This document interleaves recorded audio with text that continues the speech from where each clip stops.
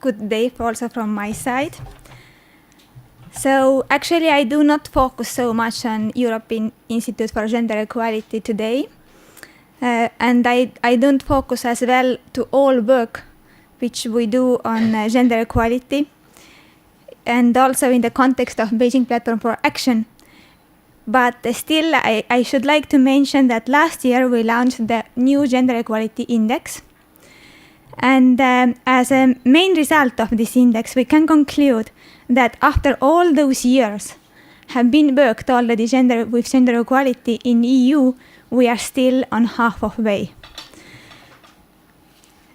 You can find very easily the data about gender equality index as well as country-specific information from our webpage.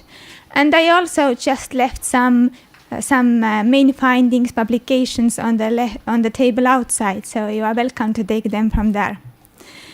But today, as expected, I will focus on gender balance and decision-making positions, women's economic independence and poverty, and finally, I will touch very shortly also some violence and health issues.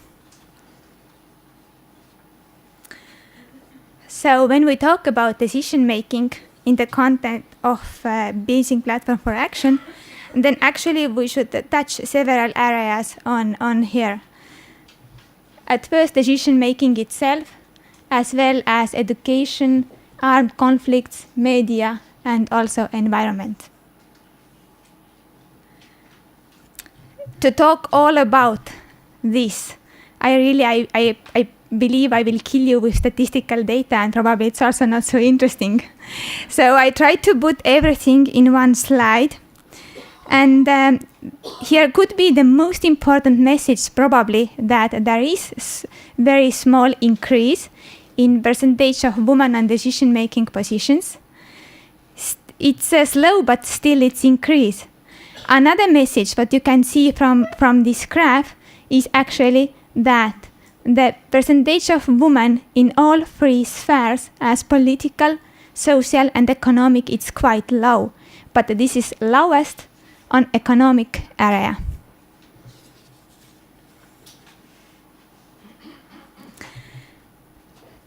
This is also very well seen, this gap in percentage of women and men on decision-making positions in EU from this gender equality index, where one domain is focusing on power. And from here, actually, at first I have to add that this is the biggest gap between all other domains of gender equality index. And we can see that there are only very few member states which are more close to gender equality in the domain of power. And those are Sweden and Finland, both have more than 70 points from 100.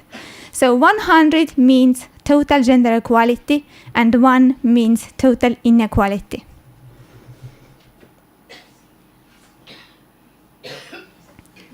When we talk about economic independence of women, again, we have several areas in Beijing Platform for Action that we should review. Not only economy, but also poverty and education again. Probably the most important indicator or aspect should be participation on the labor market. You see, it's the employment rate for women is actually lower than for men in EU. But I must add that this is not all. When we talk about just participation on the labor market, we also have to take account about the working hours. And why?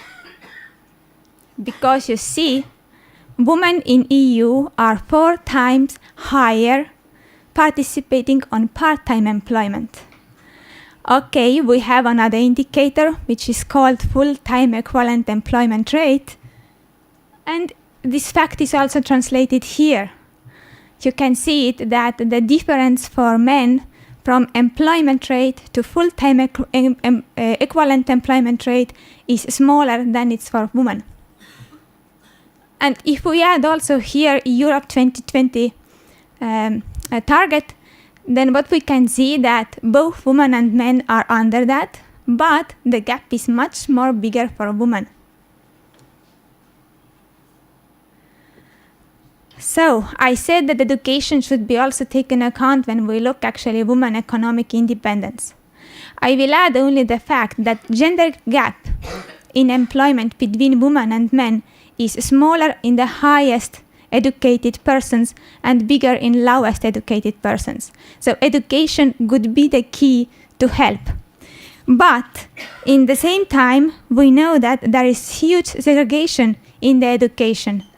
And what we can see from this graph, it's translated also in the labor market. And finally, when we take account all those inequalities, we will arrive to the earnings and income. And what we can see from here, that those inequalities in the labor market could be translated into important differences in earnings and income over the life course. It's not only the income and earnings during your employment life, but it's also later. And poverty. In general, less than 1/5 of population in the EU lives at risk of poverty. And you can see from here that women are in slightly higher risk of poverty than men. And I also can add that this gap is again bigger in older age group.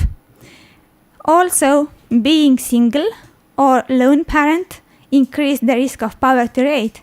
And we know who are mainly the lone parents in EU.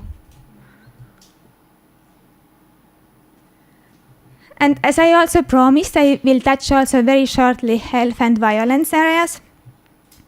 Recent data and studies done by FRA showed that around 60 million women has experienced some forms of violence since the age 15 in the EU. 60 million. It's quite a huge number. Also, women are 3 times more likely to experience sexual harassment at the workplace.